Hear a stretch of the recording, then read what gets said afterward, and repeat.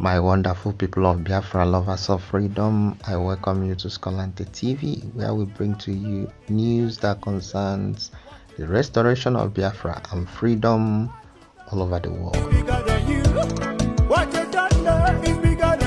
In this video, I will be bringing to you some Biafran lawyers that have started speaking out and speaking truth with boldness concerning the release of Mazi Nnamdi Kanu, which many people have been clamoring for. But what gets my attention in this is the in-depth analysis that these Biafrans brought to the public. It may really interest you to hear what they have to say. But before we dive into it, let me quickly welcome back to my channel those of you that have been following my videos, and if you are new, I welcome you and urge you to do well to click that like button, subscribe to my channel, press that bell icon so that anytime I upload another video you will be notified. Other than that, let's go there. You are living in darkness, suffering and smiling. When we talk about a freedom, I'll start the conversation with you, Barrister Nnamdi. First of all, Mazi Nnamdi Kanu wanted to opt out of, continuing through the legal route and solving the problem. He wanted to get an out-of-court settlement. Let's start the conversation from there, because it looks like from that point a lot of positive conversations started happening. A lot of people have been expecting to see this. But what do you think changed the mindset of Mazi Nnamdi Kanu from his former hard stance? Well, I think we should get this thing straight, first of all. It was the judge. So the judge in Nnamdi Kanu's case, who actually, in adjourning the matter to September, actually told the parties and their counsel to also try to know whether they can explore an out-of-court settlement in line with the relevant rules of the Federal High Court. It's not as if Nnamdi Kanu filed an application seeking out-of-court settlement.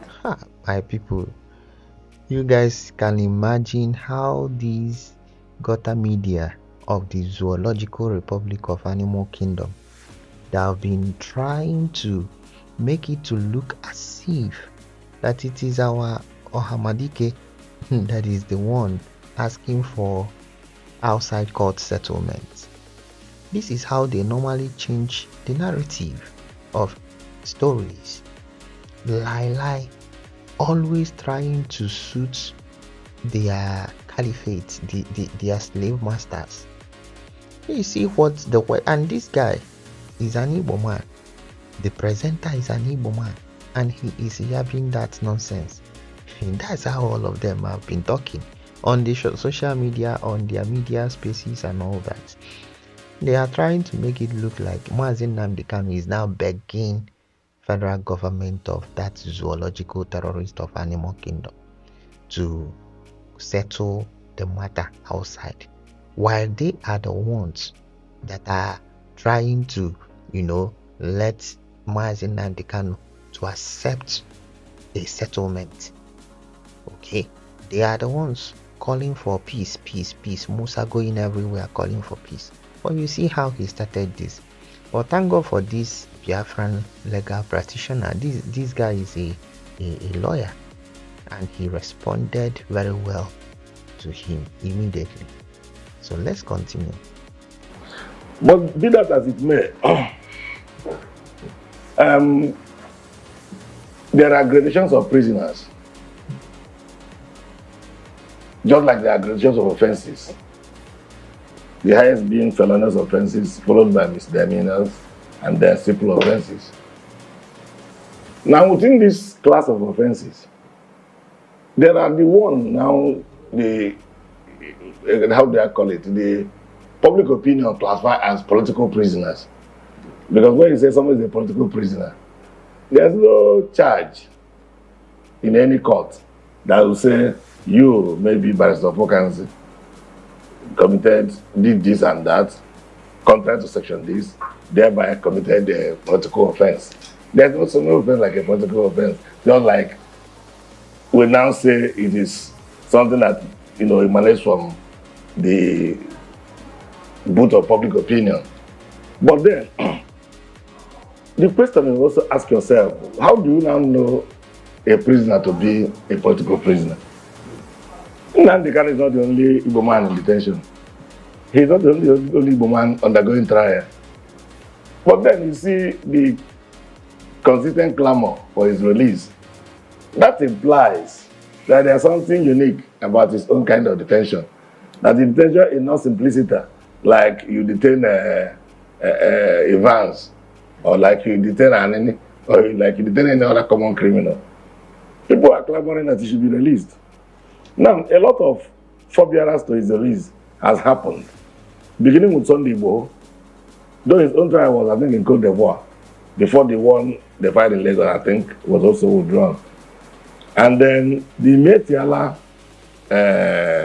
chieftain, who was detained since January, they asked him to withdraw his charge. He didn't even enter a null. He just, when I use null, they don't have to be null prosecute, because I was stuck as if I'm in the courtroom. Yeah, so the authority just withdrew the charge, and the charge was struck out, and the man discharged. And people are now saying, what is good for the geese should be good for the gander. If these people we call non-state actors could be released using the political option, what stops the release of Nnamdi Kanu? Because Nnamdi Kanu, as far as we are concerned, if we look at it legally, even from the point of view of the way he was brought to Nigeria, Nigeria as a nation has even flouted an international law, that forbids rendition of citizens. It's not like you went to another country and kidnapped somebody. So under the Actions Law, both the Actions Act and the Actions Law of various states and the Federation, you don't benefit from your criminal act. You don't commit a crime and from there you say you're also trying somebody. Under the Action Act and Action Law, you do not benefit from a crime that you committed trying to try someone from your own crime. This is a word from a legal practitioner himself. And this is exactly what so many people in that zoological republic have been avoiding. I don't know why. Every time I listen to people, they don't want to talk about how they actually brought Mazi Nnamdi Kanu back to Nigeria. Because there is no how that you can get justice from criminality. How can you be committing a crime and in that same crime you are demanding for justice? How? The root cause must be dealt with before there will be any commencement of trial. So any court issue shouldn't be what they should be even talking about, because these guys committed what? International crime. Mazi Nnamdi Kanu, according to them, committed national crime, while the nation called Zugeria committed international. So which one is greater? And they want to, try someone that committed national through their criminal acts, and their own is higher because the word extraordinary rendition is very high level of kidnap. We use the word so loosely as kidnap, but kidnap is the younger brother to the extraordinary rendition, according to what legal luminaries say. Okay, so that's why there have always been a statement. It has never been the cases. Most of the cases has ever been discharged. If they charge him, DSS will now prepare another charge and bring him back to court. So it is not even done. In advanced crimes, you don't do that. If you finish with whatever offense, you see, before you arraign somebody in court, you must have concluded the investigation. It's not if the court is charging him with this one, you don't go and file another one and say you still keeping him That's the 1 second you kept him after he has been discharged. He's even flouting his fundamental right to his freedom. So, Nnamdi Kanu's case is unique because he seems to be a political prisoner and carrying the clout and the opinion of a lot of people who believe in his ideology of asking for a referendum. Let us renegotiate Nigeria, because that is the principal what the young man is asking for. Whatever method is using to achieve it is a different ballgame altogether. Because if you can say he's treasonable when he has not even carried any gun to shoot anybody or invaded any state house, Nnamdi Kanu's release, not only is long overdue, but it is an exercise in executive impunity by the federal government from the Buhari era that arrested him till date. My people, this man has been dishing out point though. He says that the release of Mazi Nnamdi Kanu, our supreme leader, is not just that it is overdue, but it is an exercise in an executive impunity. Wow, that's remarkable. These people, they know that they can't do anything to Mazi Nnamdi Kanu because they are operating in impunity. Do you know what impunity is? These guys are the criminals. That's why so many people don't understand when Mazi Simon Ekpa will be calling these people terrorists, terrorist government, terrorist military. First of all, Boko Haram are in military, so that one is very sure we understand that. But again, even the ones that are said to be the government, okay, the ones, the president, the chief of staff, and all the cabinet and what have you, all of them are still criminals. You know what? Why? They are always acting in impunity. That's what this man is talking. So all these illegalities, all these lawlessness are impunity that they have been committing from the era of the dead Buhari till now that Mr. Tinubu, okay, the drug lord, has entered. All of them are criminals and acting in impunity. I know there are so much to be said in this man's analysis. There are so much to be pointed out, but let me just leave it because I believe many of you people understood exactly what he's saying. So let's go over to the next man who will now come from another angle to decimate the zoo. Okay, thank you so much for taking your time to explain that. Barrister Amos Obonaya, with about 50 signatures to the letter written to the president, do you think it is time that the president will listen, that the federal government will at this point listen and release Nnamdi Kanu? Do you see that happening? Yes, I see that happening because it is consistent with due process. Section 17 of the Federal High Court Act encourages or permits the court, Federal High Court, to encourage parties to settle their matters amicably, what we call out-of-court settlement. That is the Federal High Court Act establishing the Federal High Court. And so the judge has also, highlighted that provision. And the lawyers of Nnamdi Kanu has also tried to leverage on that provision. I remember the last date in court, the Nnamdi Kanu's lawyer approached the lawyer for the state for an exploitation of that section 17 of the Federal High Court Act. And the man said it was not within his powers because he's just a lawyer for the federal government, that the powers rest on the Attorney General of the Federation, and asked the lawyer to go ahead and present his request to the Attorney General of the Federation. Now, constitutionally, Attorney General of the Federation, like my learned friend has said, has unhindered powers to withdraw cases out of court.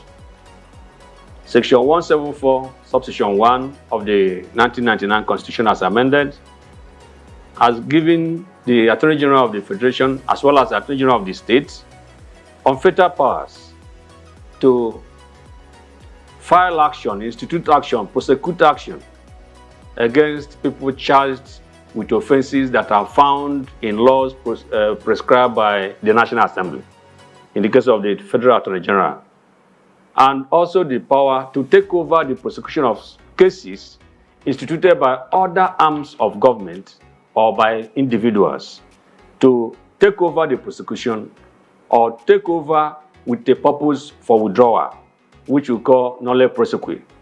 You see, so these are constitutional framework, legal framework that makes this issue very possible. That unless the president has his own interest in the matter, interest that is at variance with the exercise of this discretion in favor of Nnamdi Kanu, otherwise, there is nothing hindering him from hearkening to this call. And why it is urgent and important that the president must hearken to this call for an amicable settlement is because the very basis of Nnamdi Kanu's agitation and the very basis of the entire agitations from Igbo nationalities, starting from Masop, is inequality in treatment of federating units in Nigeria. The Igbos feel that the way they are treated in the Nigerian Federation is at variance with the way others are treated. If you look at the former President General Buhari, when he was in power, the yardstick he used for treatment of members of IPOB was radically different from the yardstick he used against killer herdsmen. The killer herdsmen were bombing churches, bombing mosques, attacking soft targets. That is a serious insurrection against the state. But he refrained from proscribing them until he finished his tenure. He refrained consciously from proscribing them or labeling them as a terrorist organization. Political pundits in the northern politicians also refrained. In fact, one of them was able to even boldly state that they were not terrorists, that they were businessmen. Gumi was all over the place asking federal government to negotiate with them or to send him to them to negotiate. But IPOB was simply raising flag and marching, chanting songs of freedom. No weapon was found on them. And then Buhari, of course, it was the proscription started from the Southeast governors who were so naive and sheepish. Because IPOB did nothing that could attract a proscription or to be labeled as a terrorist organization. They were non-violent when they started. They were simply trying to draw attention to the perennial marginalization of the Igbo ethnic nationality. And that was all. Then the leadership of the Southeast governors, former governor of Ebonyi State, had no tact and had to lead his colleagues to be able to appease the northern oligarchy. Because all of them had this primordial ambition to be the president of Nigeria. An unrealistic ambition. You are giving a state to govern, you are not able to govern that state, and you want to be the president of Nigeria. And so because of that, your state has to burn. Your region has to burn because you want to be president of Nigeria.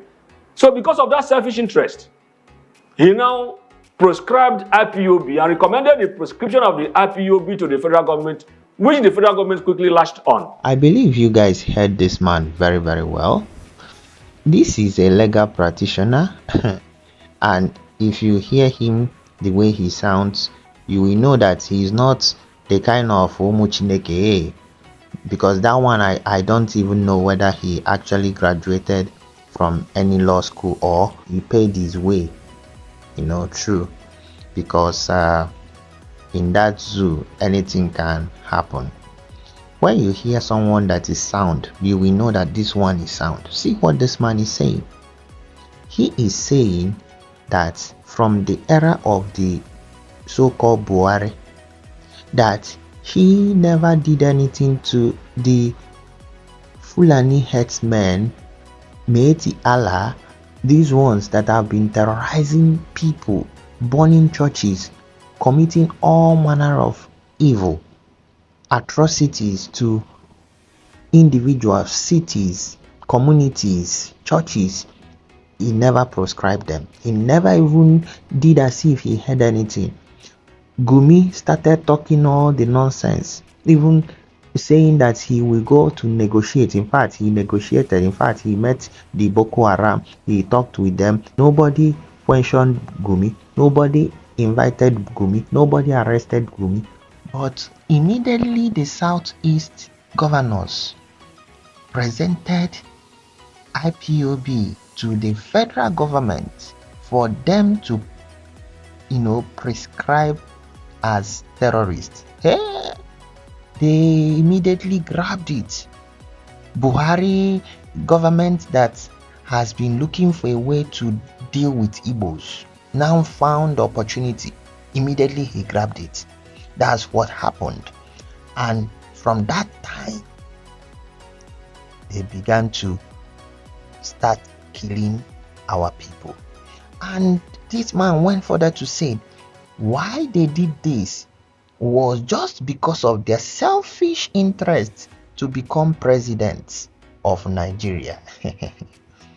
People that have not actually been able to govern their states and don't even understand the way Zugeria is built, that none of them, no Igbo man will see that seat. That is a vow that the Fulani has actually sworn, and they don't know. They claim they don't know. They know, but they act as if they don't know. So this is what this man has pointed out. Very, very remarkable analysis. And it is said that when you drive people away from the street where debate is free, you now drive them into the cellars where rebellion is born. Now, when IPOB marches non-violently, calling attention to marginalization, calling attention to their right to self-determination, they are exercising their right under international law. The modern human rights framework, international human rights framework, started with the United Nations Charter of 1945. If you look at the United Nations Charter of 1945, Article 1(2) of the United Nations Charter states that one of the purposes of the United Nations is to encourage cordial relationship between and among states on the basis of equality and the self-determination of all peoples. The Biafran agitation, the Igbo agitation, every other agitation from other ethnic nationalities in Nigeria are based on self-determination demand because they feel discontent with the Nigerian Federation.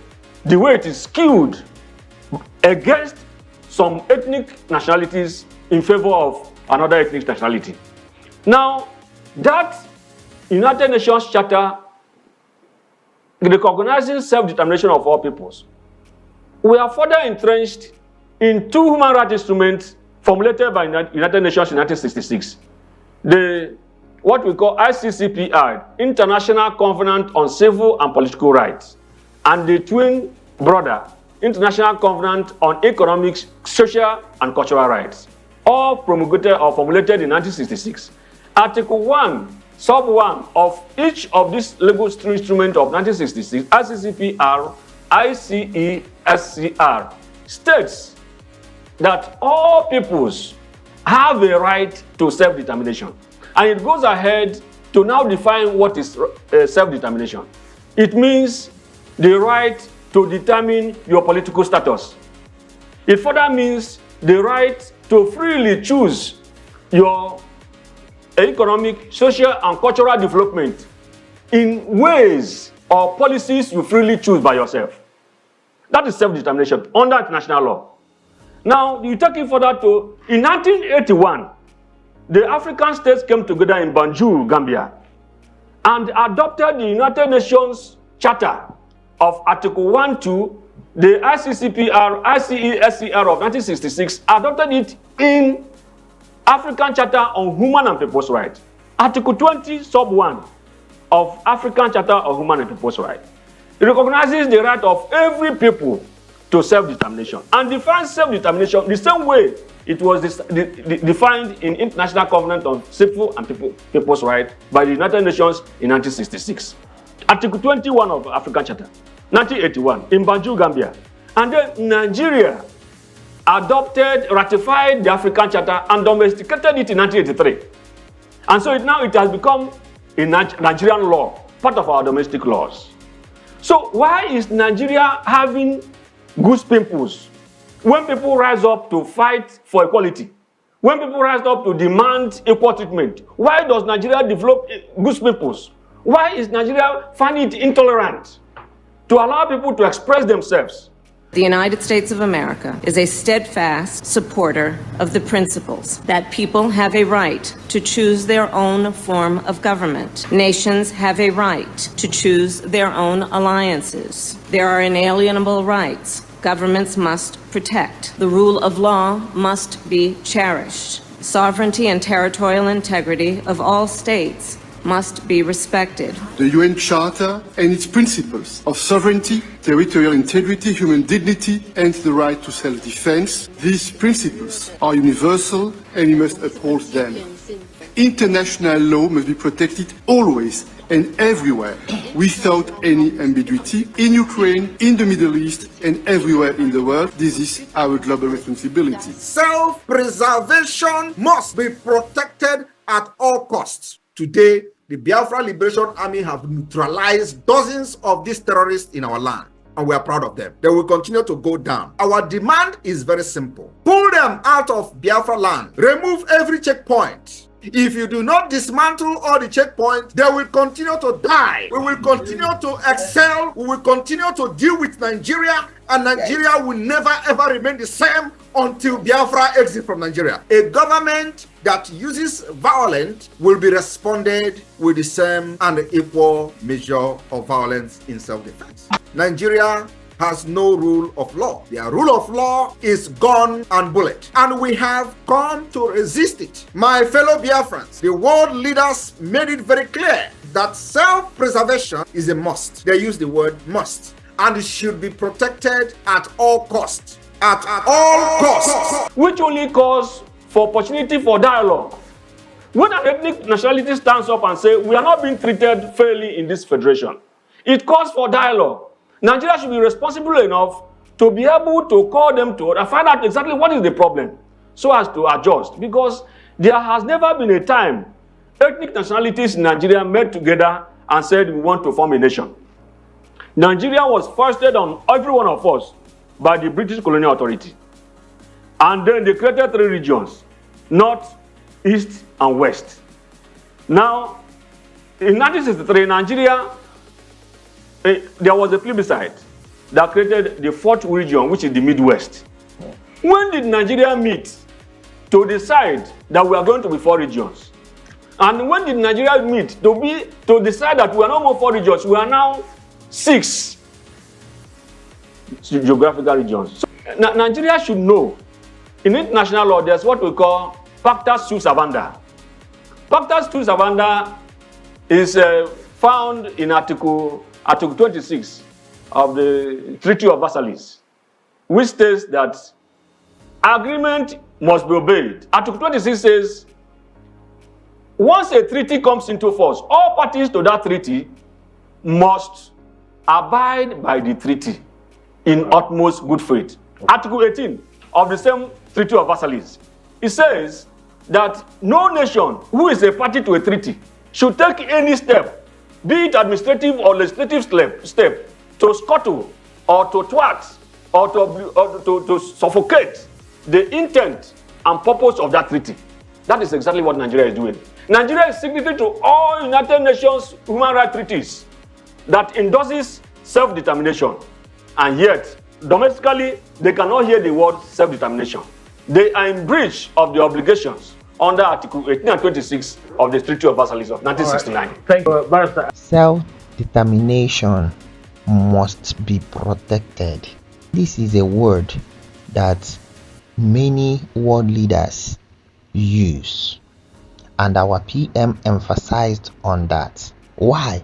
Because self-determination is what the zoo terrorist government does not want to hear from anybody, especially when it comes to Biafra. They don't want to hear us saying that we need our own country, we need our own nation. We have existed as a nation, we have fought a war as a nation, we want to go back. But what brought about it? Their inhuman treatment, their discriminatory system of governance in that zoological republic of animal kingdom.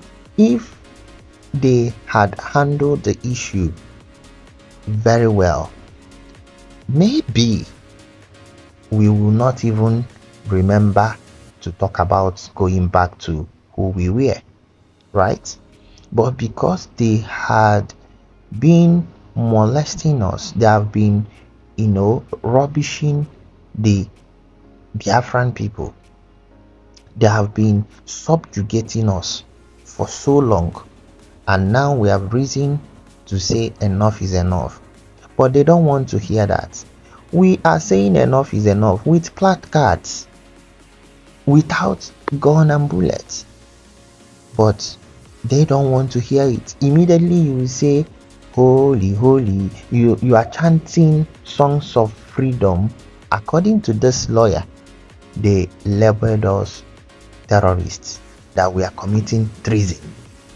Okay, that's what happened. Immediately they label you something to arrest you, and they have murdered a lot of Biafrans through that prescription. That's why those governors must be dealt with. Really, they must face Biafra law, because once Biafra comes, none of them will enter our land, and anytime they come, they must face trial, because they have murdered our people so much. So this is what this man has actually pointed out, and our PM emphasized on it, as we heard the world leaders say that that's the Vice President of America and the other man. So it's very clear that they actually endorsed Biafra movement. Okay, so when we are doing anything we are doing, nobody should be afraid, because what we are doing is enshrined in international law. Barrister Amos, Yes. perhaps if Nnamdi Kanu secures his freedom tomorrow or next, is there any guarantee that whatever it is that was pleaded, because at the end of the day, there are things they don't want him to do anymore. There are a lot of people are saying that part of the reason why he's still in detention is about the things he could say or do or make other people do. Will those things happen again if he's released? Because at the end of the day, they are afraid that he's asking people to do things that are against the law. At least we have the constitution today. I want to say that his arrest and detention has raised a cult followership behind him.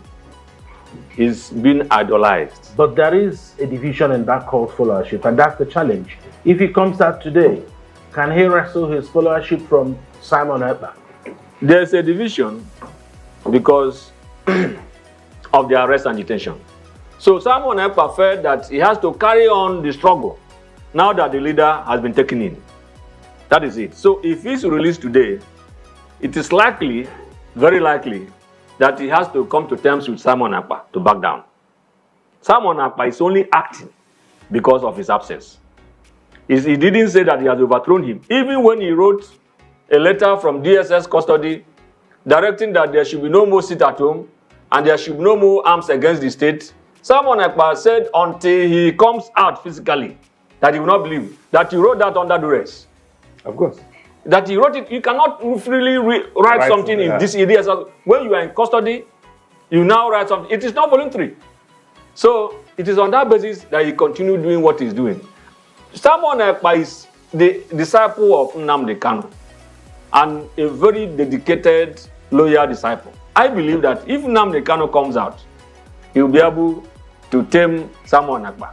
And many of these criminals that have cashed into the struggle or kind of tried to hide under IPOB to commit atrocities, they will be fished out or they will be controlled. Remember that this man, Nnamdi Kanu, people listen to him. So if he comes now and declares a truce, I believe that it will work. And those who try to violate that truce will easily be fished out. They will be sidelined. They'll be exposed. Now, people are picking up arms out of resistance or protest to his extraordinary rendition. That is it. Before he was extraordinarily renditioned, there was no spate of violence like we see after his arrest. So it is a kind of protest against the way the state has treated him. So I believe that if he should come out now, all that will abate. My people, you can see that this legal practitioner here understands what freedom fighting is more than the so-called people that have been fighting with our supreme leader. When they wrote that concocted junk from the DSS dungeon and brought out to tell our PM to back down, that Onyendu said, our PM told them straight that that can never be from our leader, that even if he did, that he did it under duress. And you see these people repeated it, and both of them, accord in response to that. Okay, so they actually agreed. Many people that are learned in that contraction understood when that thing happened that Mazi Simon Ekpa, our PM, was very, very right in his decision. You cannot bring something from someone that you are holding hostage and you brought something and said that he wrote. How did he write? Under gunpoint.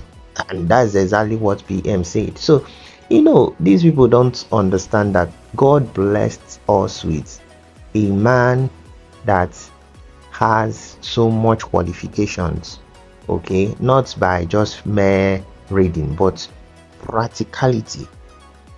He is a military man by training. He is a legal profession, okay, and he is a politician, and he is even in media. He is a very good analyst, okay. He knows a lot of things.